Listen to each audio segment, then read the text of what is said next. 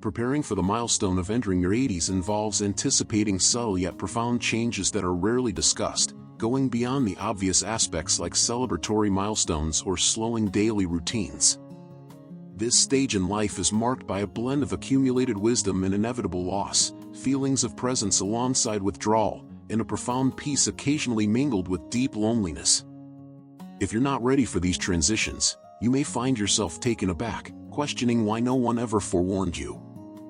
This discussion covers 5 harsh truths about life beyond 80, not with the intent to alarm or dishearten, but to provide clarity. When you're aware of these experiences beforehand, you are better equipped to handle them with resilience rather than being caught off guard. We will explore topics such as diminishing social circles, a less resilient body, the unsettling necessity of growing dependence, the subtle way you might feel increasingly disregarded by society, and an unfamiliar sorrow that emerges when long-standing regrets meet too much idle time and a lack of purpose. Stay engaged until the conclusion, because while some insights may seem heavy, they also hold the potential for profound empowerment, acceptance, resilience, and the opportunity to craft the final chapters of your life with a dignity that only you can define. Let's delve into what really occurs after 80, and how you can proceed with clear vision, steady resolve, and dignity. Firstly, a diminishing social circle can take you by surprise. It's not a physical change, but a relational one that comes first. The tight-knit web of people who are a core part of your daily existence gradually diminishes, often unexpectedly. Friends pass away, neighbors relocate, siblings fall silent, and even old companions who once reached out weekly might now connect only sporadically. It's not targeted at you personally, just the passage of time leaving a significant void, even for those who are self-reliant and strong. One day, you might notice that the phone rings less frequently, invitations dwindle, and family visits feel brief and hurried. Although people still care, they become preoccupied or distracted, also dealing with their unique aging journeys, and slowly, the lively exchanges that once filled your days start to fade away unnoticed. Existing into your 60s and 70s, most friends remain present. There's vibrancy, activity, and regular interactions. But in the 80s, a shift begins. You outlive people, outlast conversations, and this shift is so gradual that it's almost imperceptible at first. I knew an 84-year-old named Walter who frequented a local coffee shop every morning for many years. He was familiar to the staff, and friends joined him regularly without needing to arrange it beforehand. It was a comforting routine. Yet, with time, some friends stopped coming, in some cases due to death, moving away, or simply no longer able to drive. Walter once shared with me, "It's odd to walk into a place where everybody used to know your name, and you're now just a man in the corner booth." This type of loneliness doesn't always announce itself with tears or evident grief. More often, it's a lingering quiet after the evening meal or a stroll that feels excessively silent. It's the realization that fewer people truly understand you, and this is an unstoppable change. Understanding this facet of aging means you're prepared for it and can take action accordingly. You have the capability to open new opportunities for connection, even when others have dwindled. Now, this requires effort on your part. You might choose to engage with a church group, schedule a weekly meal with friends, initiate phone conversations, or write letters. After reaching the age of 80, forming and maintaining connections doesn't happen automatically as it once might have. Rather, you need to pursue them actively. This endeavor calls for courage, yet having come this far, you already possess that bravery within. Additionally, a significant change is noticed in how the body recovers after the age of 80. Your body no longer gives quiet hints, it communicates clearly. The minor discomforts that were once fleeting now persist. The tiredness that a short nap used to alleviate might extend into an enduring fatigue. Many find it startling how even the smallest health issues can lead to significant life adjustments after turning 80. You may start a day feeling well, then by the evening feel unwell, perhaps due to slight dizziness, a sore limb, or a nagging cough, and before you know it, you could be waiting in a doctor's office hearing terms like observation, imaging, or possible hospitalization. What could once be resolved with a good rest now requires serious attention, with no assurance of returning to previous health levels. The challenge of this phase isn't solely the physical discomfort but also the unpredictability. Despite your best efforts through healthy eating, gentle activity, and sufficient rest, your body might seem to be advancing without adhering to your control. Rebounding isn't what it used to be. An accidental slip might result in a lengthy recovery period. A minor illness could leave you exhausted for days, and even when you do recuperate, things might not restore to how they were. Your sense of balance might be altered. Your breathing might demand more effort. The resilience isn't the same. I met an 81-year-old woman named Gloria, who epitomized independence. She enjoyed gardening, neighborhood strolls, and participating in her book club. After a fall while pruning a rose bush, however, everything changed. It wasn't just the injury, it was what followed, she shared. Weeks of inactivity turned into months of decreased strength, and her confidence waned. I thought I was just going to rest a bit, she reflected, but my body took it as a complete halt.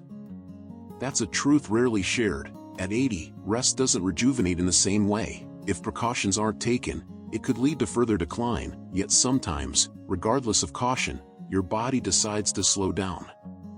You learn to adapt rather than bounce back, but recognizing this brings strength. You begin to value your energy more judiciously, pacing yourself not out of timidity but in respect for the journey your body has endured.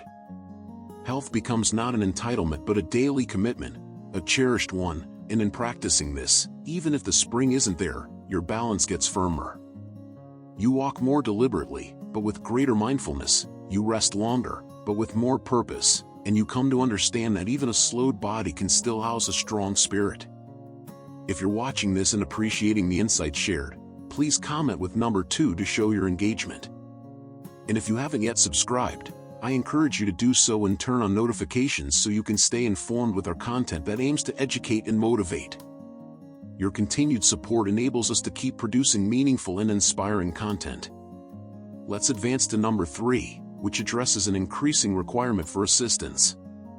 Regardless of your previous self-sufficiency, one of the most challenging adjustments post 80 years of age is recognizing the need for help with tasks that were once second nature. This transition doesn't occur suddenly but rather sneaks up gently and imperceptibly. One day, you might find yourself steering clear of high shelves, gripping the handrail a bit more securely, or hesitating before taking the car out in the rain. A portion of you may still feel capable, but another part understands that some activities aren't as straightforward anymore. The difficulty of this reality isn't strictly the physical aspect, it's also emotional. For those who have spent decades caring for others, the prospect of needing assistance can be profoundly unsettling.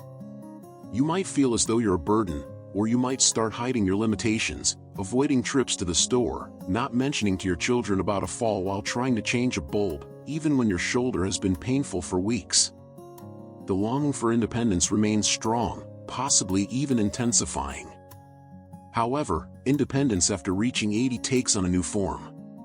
It no longer entails doing everything unassisted. It's about understanding when to seek help and having the courage to accept it. Take a man known as Eugene, aged 85, who took pride in his self-reliance.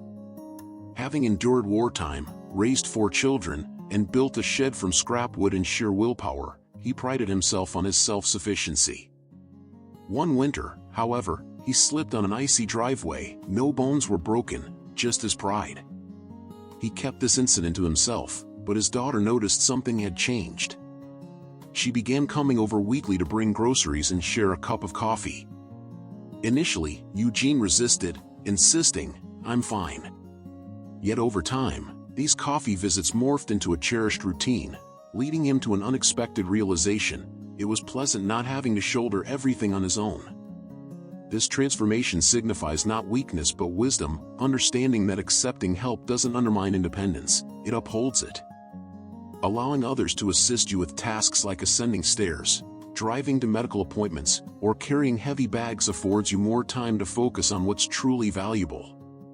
Assistance doesn't always need to come from others. It can be a shower grab bar, a kitchen stool, or a reminder placed on the refrigerator. These subtle aids do not diminish your dignity, they sustain it. After 80, demonstrating the courage to say, "I need assistance," might be the most valiant act you can undertake. This choice showcases greater strength as age progresses because it prioritizes safety over pride, peace over difficulties, and connection over loneliness. Moving on to number 4, there is the matter of becoming a presence that the world tends to overlook. A rather painful aspect of life beyond 80 isn't related to physical changes or memory decline but involves feeling invisible. Though those who cherish you may still see you, you start to notice the world at large looking past you. A cashier might overlook you in favor of the customer behind you, a doctor might address your grown child instead of you, a waiter might wrongly assume you can't hear, think, or make decisions for yourself. Initially subtle, such occurrences become more frequent, and dismissing them is easier said than done, as they affect you deeply. Regardless of age, the innate desire to remain visible persists. When you have traversed through a full life, having worked, raised a family, made choices, and endured challenges, it's disheartening to feel overlooked merely because wrinkles have formed on your skin or your hair has turned gray. The sting is deeper when you realize it usually isn't out of malice. It's just that our fast-paced world often overlooks that even slow steps carry tales. We live in a society enamored with youth, overlooking the resilience required to reach this stage in life. Without voicing your presence, you risk fading away, not because your voice has waned, but because others stop listening. I recall Irene, an 86-year-old volunteer at a local museum. A visitor posed a question to the staff that she could have answered effortlessly, having lived through that era. Yet, the question was directed elsewhere. When I asked her feelings about it, she smiled and said, "I'm used to it," though there was sadness beneath that smile, a sadness born from being viewed as mere furniture rather than a source of wisdom. But you are far from furniture, you are vibrantly present, still thinking and contributing. The world's occasional forgetfulness doesn't mean you have to fade away. What can you do? Speak up. Ask questions. Share your opinions, vote, narrate your stories even if no one is curious. Stand firm, even if your knees tremble, because every time you assert your presence, you remind both the world and yourself that you are far from finished. You are not invisible, you are a living archive, a time witness, a voice that remains significant. You don't need to be loud to be heard, just don't allow yourself to disappear. If you are still engaged with this video and find value in these insights, comment with the number 4 below to let me know you're here. If you haven't yet subscribed, I encourage you to do so and hit the notification bell to ensure you don't miss out on any future content that we aim to make informative and inspiring. Let's proceed. Reflecting on the past, especially in your 80s, can bring about a quiet sense of regret if new purposes aren't discovered. As life slows down and the calendar clears, that stillness invites contemplation. It offers a chance to reminisce, which can be a beautiful experience, but can also bring a weight with it, a quieter kind of regret, the kind that whispers, "I wish I had spent more time with them," or "Why didn't I seize that opportunity when it was there?" This sort of regret emerges when there's now time on your hands, without the same energy or freedom to pursue the postponed ambitions. It's a topic seldom discussed. We often praise the wisdom that comes with age, the liberty of retirement, the joy brought by grandchildren, all of which are genuine. However, lingering are often unspoken questions of what now? If your entire life has been dedicated to working, nurturing, rushing, and serving, and then that all comes to a halt, it can feel like your sense of purpose is vanishing. I knew Stanley, an 88-year-old man who had been a teacher for over 4 decades. Upon retiring, a sense of pride mingled with an unfamiliar emptiness as he lamented, "No one needs me anymore." But that wasn't true. He just hadn't discovered a new way to feel needed. Purpose doesn't come to an end, it merely transforms. You may no longer construct houses, but you can still find new ways to contribute and share your wealth of experiences. Share your rich experiences with your great-grandchildren through storytelling. Even if you don't lead meetings, you lead by simply being present. While you might not solve major issues, you can eradicate loneliness with a friendly gesture toward a neighbor. The real threat of regret is not in the mistakes made, everyone makes them, but in lingering on them without turning them into something meaningful. When you redefine purpose not as productivity, but as being present, you realize there's much left for you to offer, both to others and to yourself. the most crucial tasks you'll undertake after turning 80 may not be about leaving a legacy or seeking applause. It could be about waking up with kindness in your heart, curiosity in your eyes, and enough bravery to question, how can I bring a bit of brightness today? Such an outlook transforms regret into redemption, and it's never too late to discover it. Reaching your 80s is an extraordinary milestone, built on years of love, loss, effort, change, and resilience. However, with this strength also come new challenges, some subtle, others more pronounced. Confronting these realities doesn't mean you're weak, it shows you are honest, having lived long enough to see life for its unpredictable and sometimes harsh nature while recognizing it's still worth participating in. Among the 5 realities, which struck you the most? Was it the quietness that settles in as your social circle diminishes, the frustration from a body not recovering as quickly, the discomfort in accepting help when you've always been the helper, the feeling of invisibility as the world outpaces you, or the growing uncertainty when your sense of purpose fades? Whatever resonated with you, I hope you felt understood, because you're not alone, not in the slowdown, not in the forgetfulness, not in the endless questions or those moments of uncertainty about the future. Here's the silver lining, even now, at this stage, you have choices. You can choose connection, rest, reaching out for help, speaking up when you're overlooked, and softening when someone requires your kindness. You also have the choice to forgive yourself for what didn't happen and honor yourself for what did. This part of life isn't the finale, it's a profound chapter in your story where every word matters, where small acts carry more significance than grand ones ever did, and where your presence, patience, and perspective become your strength. Thank you for being with us today. We'd love to hear your thoughts. Share one thing you learned today and how you intend to incorporate it into your life. Your feedback is invaluable to us, so please feel free to share it. Reading your comments is a great source of motivation and encouragement for us. If you enjoyed this video and found it beneficial, please like, subscribe, and share.